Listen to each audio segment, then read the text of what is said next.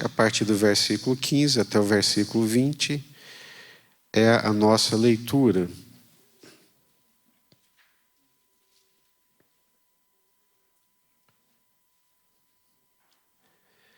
Mateus capítulo 7, do versículo 15 até o versículo 20. Sermão do Monte, ou Sermão da Montanha, capítulo 5, 6 e 7 de Mateus. Esses 3 capítulos, eles trazem para nós o Sermão do Monte, onde Jesus faz uma série de advertências, principalmente em relação ao nosso coração. Porque Deus nos conhece e sabe quem nós somos por trás das máscaras, por trás da cortina, aquela parte que ninguém pode ver de nós, o Senhor vê.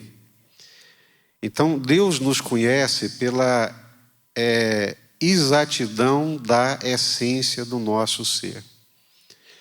Nós podemos nos iludir, podemos iludir aqueles que nos cercam, mas não podemos iludir ao Senhor. Porque o Senhor, Ele nos olha e nos olha no mais íntimo do nosso interior, no nosso coração. E o Senhor Jesus está fazendo uma série de advertências em relação à nossa vida espiritual, em relação ao nosso coração. E não é diferente também aqui nesse texto de Mateus capítulo 7, do versículo 15 até o 20. Acautelai-vos dos falsos profetas, que se vos apresentam disfarçados em ovelhas, mas por dentro são lobos roubadores. Pelos seus frutos os conhecereis. Colhem-se porventura uvas dos espinheiros ou figos dos abrolhos? Assim toda árvore boa produz bons frutos, porém a árvore má produz frutos maus. Não pode a árvore boa produzir frutos maus, nem a árvore má produzir frutos bons. Toda árvore que não produz bom fruto é cortada e lançada ao fogo. Assim, pois, pelos seus frutos os conhecereis. Amém? Vamos orar? Senhor, a Tua palavra é lâmpada para os nossos pés e luz para os nossos caminhos. É ela que ilumina, Senhor, os nossos olhos, ilumina o nosso caminho, para nós não nos perdermos, para sabermos se estamos nos desviando ou não. Através dela, que é também um prumo, nós sabemos se estamos edificando a nossa vida corretamente ou não. A Tua palavra, ela também tem esse poder de penetrar no mais profundo do nosso ser. E é isso que nós te pedimos nessa noite, Senhor. Fala conosco, fala ao nosso coração, em nome do Senhor Jesus, Pai. Amém? Mateus capítulo 7 é mais uma advertência que o Senhor Jesus está nos fazendo, e nesse momento em relação aos falsos profetas. Desde o Gênesis, quando nós lemos o Gênesis, nós vamos encontrar ali manifestações religiosas agradáveis e desagradáveis a Deus. Logo no capítulo 4 de Gênesis, quando aqueles 2 irmãos comparecem diante de Deus para cultuar a Deus, somente um deles consegue cultuar a Deus, adorar a Deus, servir a Deus de uma forma aceitável. O outro não consegue. Abel e Caim. Ambos comparecem diante de Deus para prestar o seu culto a Deus. Ambos chegam diante de Deus para adorar a Deus.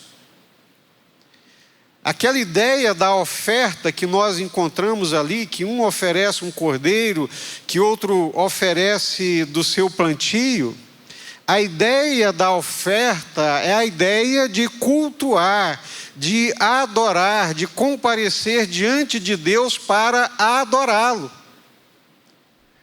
Os dois são movidos por boas intenções. Os dois comparecem diante de Deus. Mas apenas um daqueles cultos, apenas uma daquelas adoração é aceita pelo Senhor Deus. A de Abel Deus aceita, a de Caim Deus não aceita. Por que Deus aceita a de Abel e não aceita a de Caim? Preste atenção. O problema não está na oferta, no cordeiro ou no fruto da terra. O problema está no fato, preste atenção, de que um faz da forma como Deus queria que fosse feito. E o outro que não é aceito, ele faz de acordo com a sua vontade, de acordo com a sua razão, de acordo com a sua compreensão, de acordo com o seu entendimento, sem submissão a Deus e à sua vontade. O culto que Deus aceita, a adoração que Deus aceita, o serviço que Deus aceita, porque culto também pode ser traduzido por serviço, servir a Deus, através das nossas ofertas, através do nosso coração. O culto, a adoração, o serviço que Deus aceita é aquele culto, aquela adoração que é feito, ou que são feitos de acordo com a vontade de Deus. Deus, Ele mesmo escolhe a forma pela qual devemos servi-lo. O Senhor mesmo descreve e escolhe a forma pela qual nós devemos adorá-lo. Então, quando o Senhor Jesus está tratando dessa questão do falso profeta, do falso mestre, Ele está tratando da sua vontade e da vontade humana. Alguns fazem em submissão, outros fazem em rebelião. A aparência pode ser boa, a intenção pode ser boa, mas se não for feito de acordo com a revelação de Deus pela sua palavra, em submissão à sua revelação, é algo espúrio, é fogo estranho, é engano, não é aceitável pelo Senhor. Então, desde o início da humanidade, nós vamos ter lá esses dois espíritos, esses dois sentimentos, essas duas posturas, alguém que se rende, alguém que se submete, alguém que serve a Deus em obediência e alguém que não serve a Deus em obediência. Ora, mas isso é muito claro. 1 Samuel capítulo 15, aquele confronto de Samuel com Saul, que Samuel chega para Saul e diz: Saul, a palavra de Deus não lhe foi clara, que era para destruir animais e todas as coisas que fossem encontradas. E o Saul, não se sabe se por engano ou de forma fraudulenta, de forma enganosa, ele diz para o profeta, o homem de Deus, Samuel, ele diz: não, Samuel, nós fizemos tudo quanto o Senhor nos ordenou, fizemos tudo de acordo com a palavra do Senhor, teu Deus. É interessante que ele não tem coragem de falar, meu Deus, ele fala de acordo com a vontade e a palavra do Senhor, teu Deus. E o Samuel vira para ele e diz assim: E E esse barulho de ovelhas, esse balido de ovelhas, esse mugido de bois que eu escuto? Ah, Samuel, você não entendeu. Nós separamos o melhor das ovelhas e dos bois para trazer, para sacrificar ao Senhor teu Deus. E Samuel vira para Saul e diz: o obedecer é melhor do que o sacrificar. A desobediência à palavra de Deus, à vontade de Deus, é como a idolatria e a feitiçaria.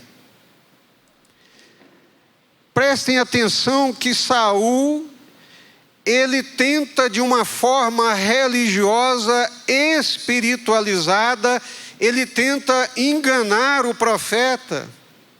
Ele tenta torcer a palavra de Deus. Não, Samuel, você está preocupado à toa, meu querido homem de Deus. Nós também importamos com Deus, com a vontade de Deus. Esse balido de ovelhas que você ouve, tudo isso aí é para Deus. Não foi isso que Deus pediu, Saul. A palavra de Deus para você não foi essa. Porque Saul quis fazer do seu jeito e da sua forma, rebelando-se quanto à forma e o jeito de Deus. É engano. É um espírito de engano, é um espírito de falsidade. Não é um espírito de veracidade, porque não está de acordo com a palavra de Deus, não está de acordo com a vontade de Deus. É engano, é espírito de engano. Moisés também, já em Deuteronômio, ainda no deserto, ele alerta o povo de Israel dizendo que surgiriam falsos profetas no meio do povo. E que esses espíritos deveriam ser provados. O Senhor Jesus, aqui mesmo no Evangelho de Mateus, no capítulo 24, quando ele fala dos últimos tempos e das últimas coisas, no versículo 11, o Senhor Jesus diz: falsos profetas surgirão em grande número e enganarão a muitos. Misericórdia.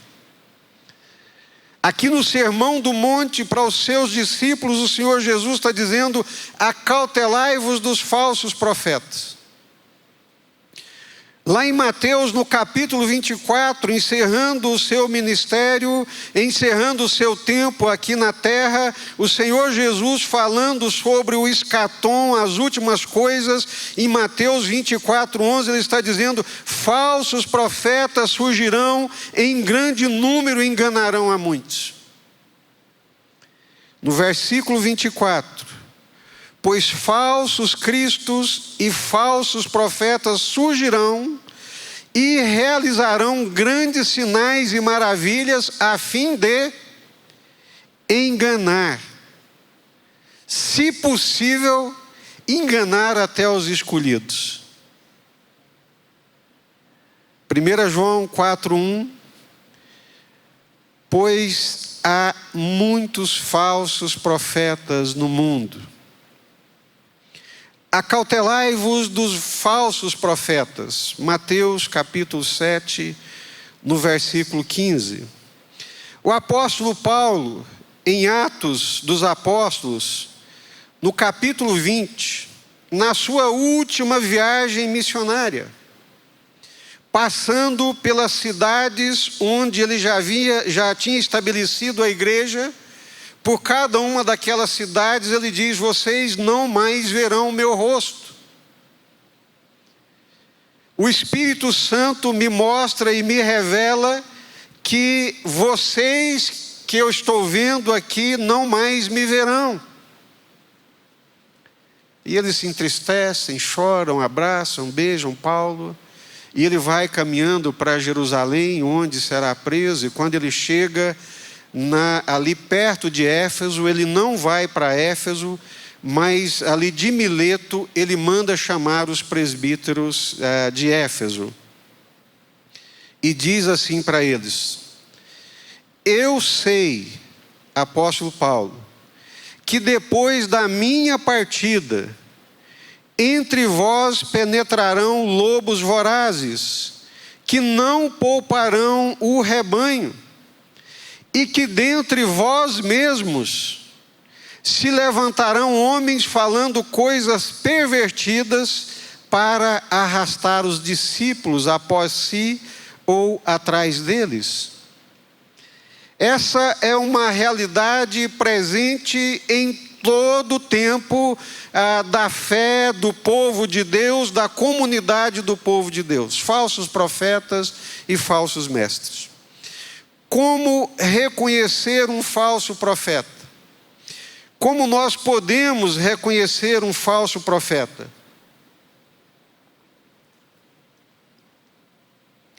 Certamente essa não é uma tarefa fácil, mas também não é uma tarefa impossível.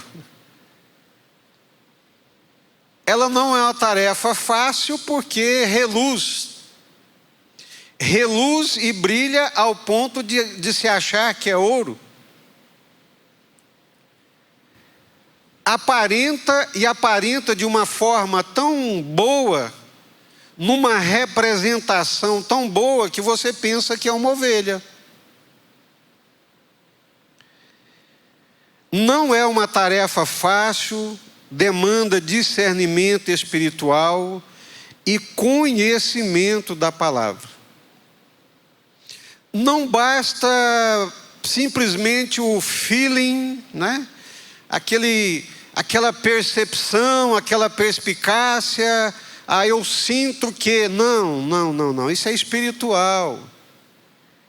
É preciso ter uma percepção espiritual, um discernimento espiritual.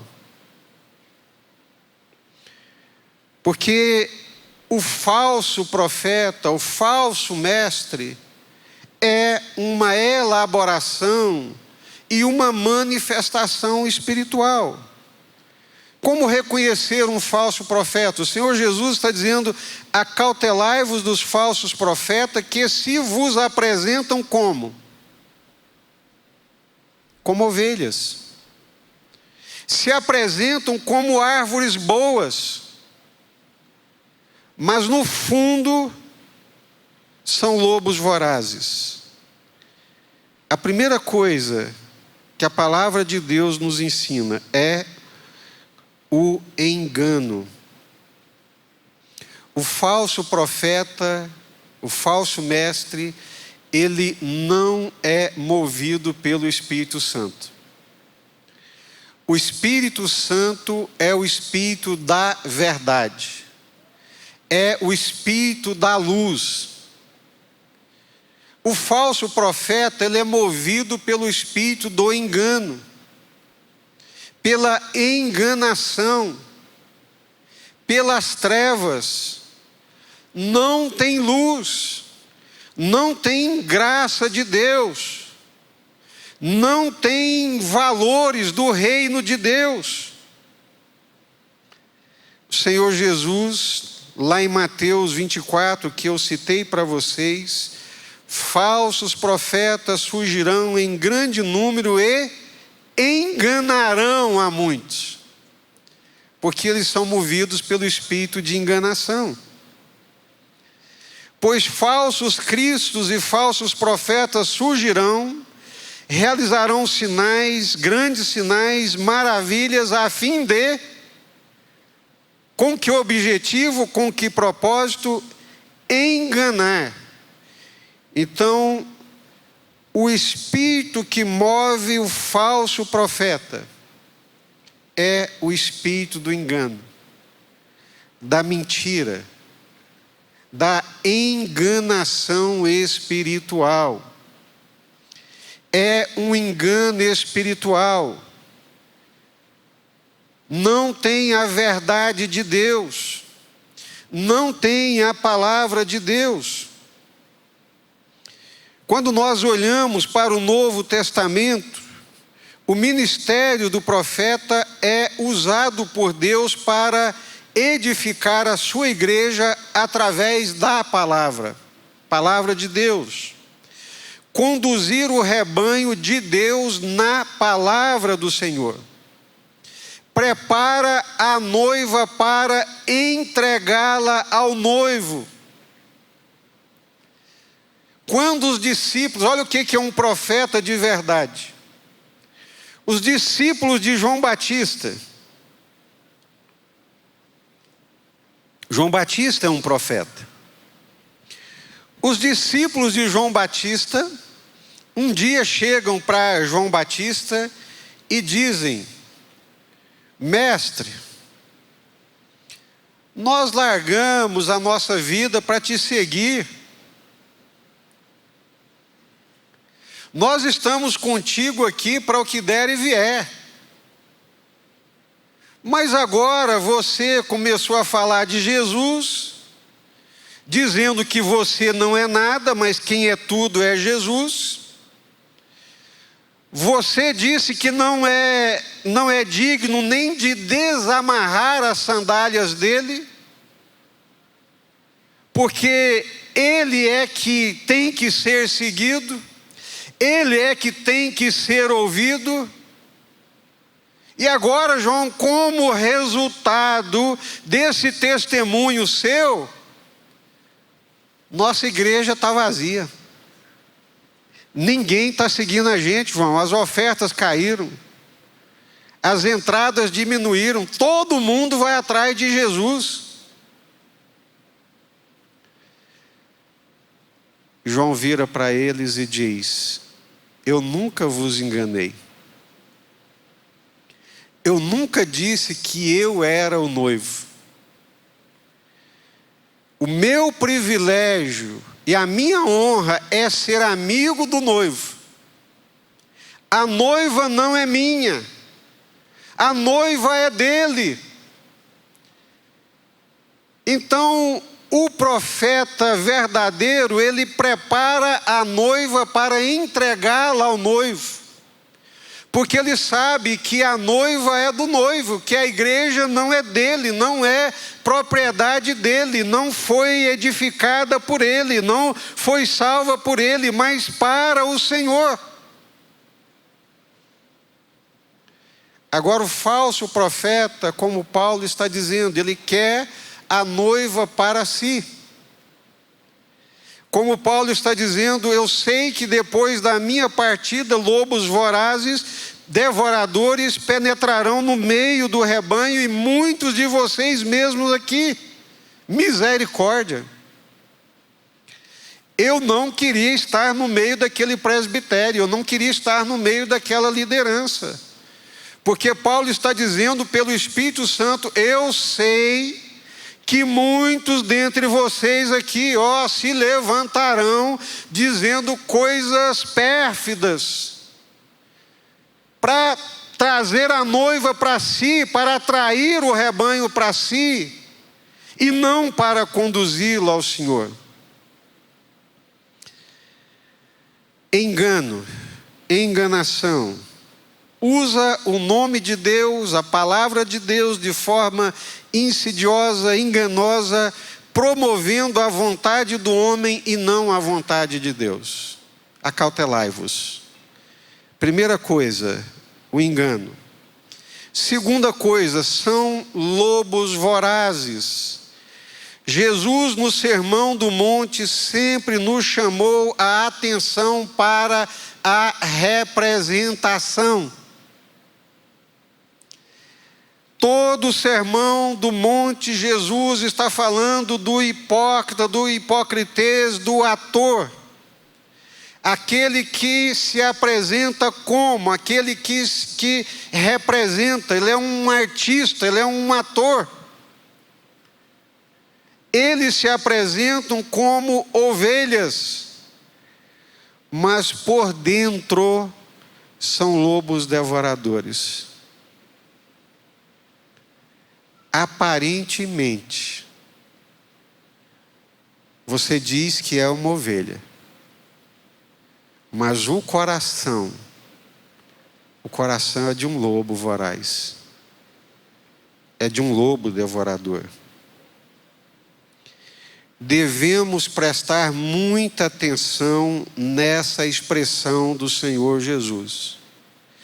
Aparentemente são ovelhas, mas por dentro, no coração, no íntimo, nos sentimentos, nos valores, é um lobo, não é uma ovelha.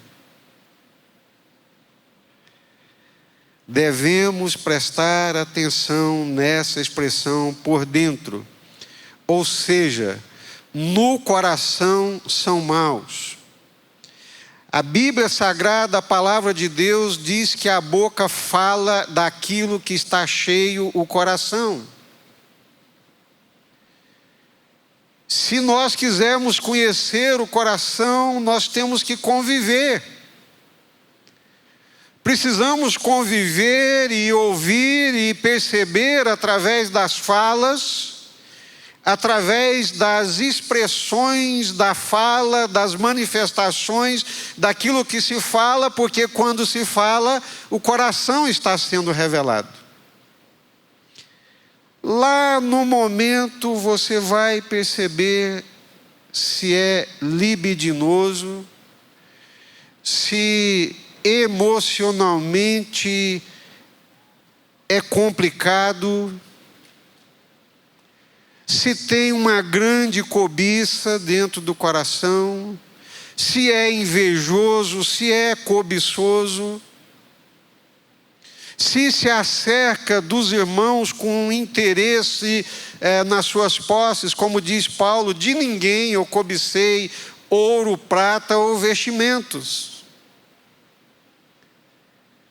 Como reconhecer um falso profeta? Fala o tempo inteiro de dinheiro. Faz promessas impossíveis o tempo inteiro. Faz promessas agradáveis ao coração humano. No fundo, o coração não é um coração reto, não é um coração que ama ao Senhor, que é rendido ao Senhor. A boca fala daquilo que está cheio o coração. É impossível, segundo Tiago, uma mesma fonte jorrar água doce e água amarga. É impossível.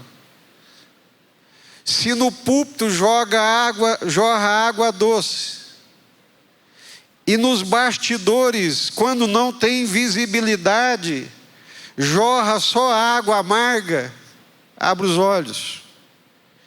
A boca vai revelar o que está dentro do coração.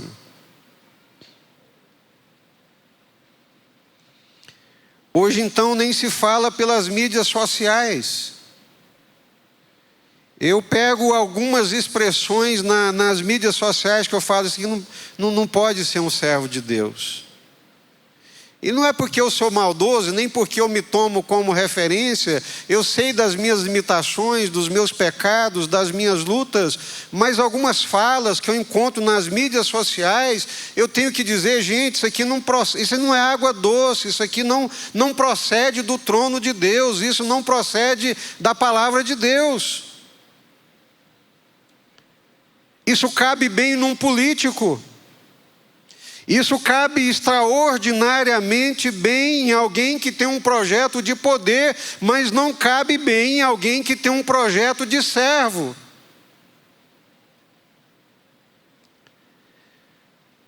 Me assusta nos dias atuais, profundamente, principalmente através das mídias sociais, algumas coisas que se manifestam, que se revelam. Agora, nessa semana que estávamos juntos com o pastor Eda e outros pastores, o pastor Eda compartilhando conosco que um pastor conhecido nosso, amigo, postou uma foto dele dentro da igreja, tirando uma foto com uma metralhadora apontando para cima e os irmãos atrás batendo palma. E ele colocou lá, Meu irmão, o que é isso? Que expressão é essa, né, de violência, de ódio? O dito cujo bloqueou e ainda publicou que a CBN é liderada por comunistas.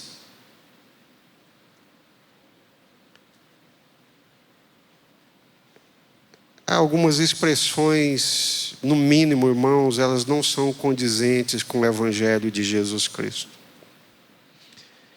Algumas falas, algumas expressões, algumas motivações do coração não são condizentes com um discípulo de Jesus. Primeira coisa, o engano.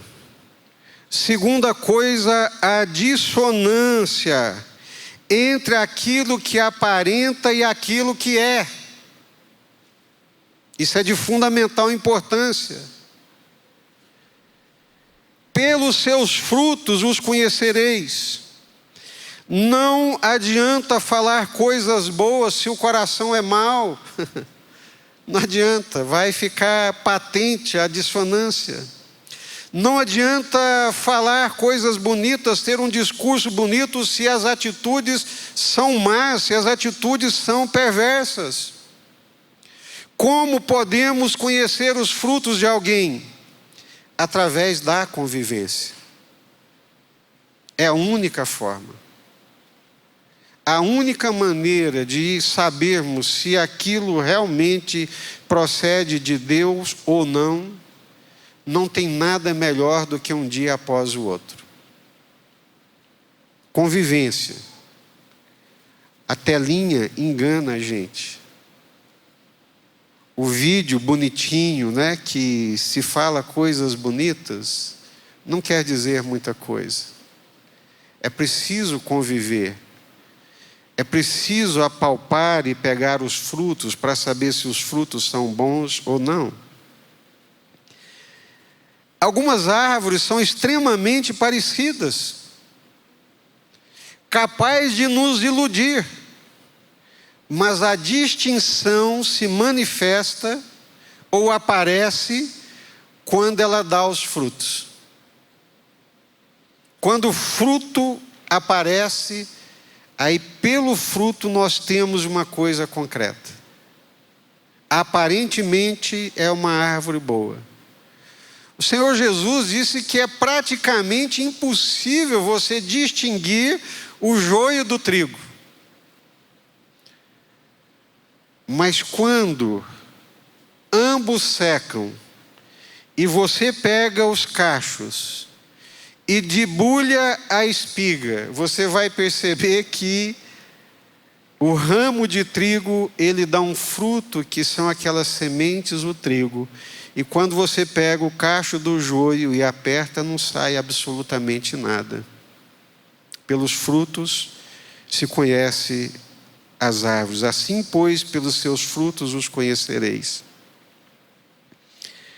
Acautelai-vos. Paulo usa essa mesma expressão lá em Filipenses capítulo 3. Acautelai-vos dos falsos obreiros. Acautelai-vos dos cães que despedaçam. Acautelai-vos dos falsos profetas. Quando Jesus diz acautelai-vos, ele está nos responsabilizando. A responsabilidade é nossa, de no Senhor buscar identificar os falsos profetas. Nós temos a mania de vitimizar e de infantilizar os crentes como se eles fossem próprios pobres coitados. Ah, o fulano de tal está vendendo feijão e o povo está comprando. Coitado do povo. Não. É uma troca. É um comércio. Só tem o enganado porque tem o enganador. Uma coisa alimenta a outra. Quem gasta os seus recursos dessa forma é porque é corrompido por dentro também. Ele está buscando não a Deus e muito menos a vontade de Deus. Ele está buscando os seus próprios interesses, os seus próprios desejos. Aí ele compra rosa, ele compra sabão, ele compra feijão, ele compra toalha, ele paga porque achando que pagando ele vai ter 100 por 1. Há alguns anos atrás nós estávamos em Portugal e a gente sabe que o português ele pensa a coisa assim muito literalmente. E um português embarcou numa dessa, de que se ele desse 100, ele receberia 100 vezes mais. E ele vendeu lá os bens dele, carro, casa, e levou tanto, e esperou uma semana, 2 semanas, 1 mês, e os 100 vezes mais não veio. Pegou um trator, foi lá na igreja, bateu naquela igreja e jogou ela no chão. Virou um escândalo nacional. Outro dia pipocou em Angola um escândalo nacional também, envolvendo uma dessas igrejas. Mas a responsabilidade é nossa. Cada um de nós somos responsáveis diante de Deus pela liderança que nós elegemos seguir ou não. E nesse aspecto vale a pena pontuar algumas coisas aqui. A estrutura, ela é perigosa, mas nesse aspecto ela nos ajuda muito. Quando você tem uma convenção, quando você tem uma ordem de pastores, que faz uma triagem e ainda assim erra. Há uns 20 anos atrás, pastor Wellington Coelho, da nossa Convenção Batista Nacional do Estado de Goiás, a nível nacional, quando a ordem de pastores a nível nacional estava elaborando o seu regimento interno, ele disse: olha, eu fui delegado muitos anos, fui policial muitos anos. E eu acho que um pastor, para ser aceito na ordem de pastores, ele tem que fazer um exame de sanidade mental. O povo quase bateu nele, mas o senhor está louco, tem que fazer exame de sanidade no senhor. Como que fazer um exame de sanidade num candidato à ordem? E passaram-se os anos, e hoje a maioria de nós temos que dar mãos à palmatória, porque tem muitos loucos que ingressam no ministério. É isso mesmo, parece piada, né? Parece assim, mas não, é uma loucura mesmo. Tem muita gente desajustada que não dá certo em nada na vida e resolve da noite para o dia virar um iluminado. Por isso que a denominação, a estrutura tem os seus defeitos, tem as suas dificuldades, como toda organização humana. Mas ela traz uma referência, ela traz uma segurança.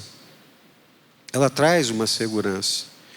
Imagino nos dias de Jesus e do apóstolo Paulo, que saía pregador itinerante de todos os cantos e para todos os cantos do mundo. Não tinha ainda o Novo Testamento escrito. Não havia ainda uma ordem, um conselho, não, era tudo fluido no mover do Espírito. Imagine, não sabia de onde vem nem para onde vai. Há alguns anos atrás, uma irmã de Goiânia, ela entrou em contato comigo e me perguntou: pastor, minha filha foi num congresso de jovens, numa região do país, e lá ela conheceu um rapaz, e começaram a namorar, e a gente está orando, e nós estamos preocupados, não é? Como pais, né? E que zelamos pelos nossos filhos, estamos preocupados. E eu gostaria de saber se o senhor conhece a cidade, o pastor da cidade, da igreja tal. Eu falei, conheço. E vou ligar para ele agora. E vou perguntar para ele quem que é o rapaz. Eu liguei para o pastor João Batista, já estive na igreja dele, conversamos. Falei, pastor, uma mãe hoje muito preocupada me telefonou perguntando pelo fulano de tal. O senhor sabe quem é? Sei, sim, claro que sei. Sei e não recomendo de forma alguma. Falo isso aqui para o senhor e falo diante dele, se for preciso. Não recomendo, é um mau caráter. Fala para a irmã que tira a filha dela desse negócio. E foi uma luta muito grande, mas graças a Deus houve aquela ruptura e a menina ouviu a Deus, ouviu os pais, seguiu a direção de Deus e hoje está casada, graças a Deus, com um rapaz muito bom e temente a Deus. Então, esses vínculos, não é? Saber de onde vem, para onde vai, isso é fundamental. Quando a coisa cai de paraquedas, a gente tem que saber, mas peraí, de onde é que vem, para onde vai, quem é que enviou, quem que ordenou, quem que responsabilizou.